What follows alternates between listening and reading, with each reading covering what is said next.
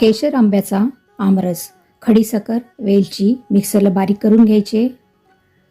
आंबे अर्धा तास पाण्यात ठेवून देठ काढून चीक काढून त्याची सालं काढून घ्यायचे. आंबा खराब निघाले मी बाजूला ठेवते.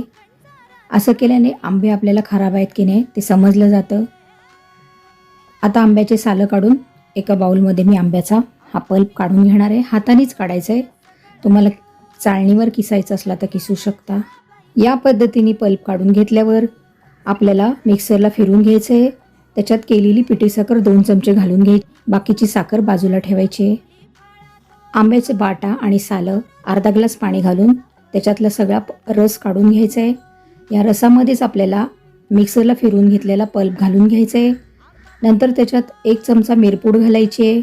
आवश्यकता वाटल्यास साखर घालायची आहे. चिमूटभर मीठ, 1 चमचा साजूक तूप घालून ढवळून पारंपरिक पद्धतीचा आमरस खाण्यासाठी तयार.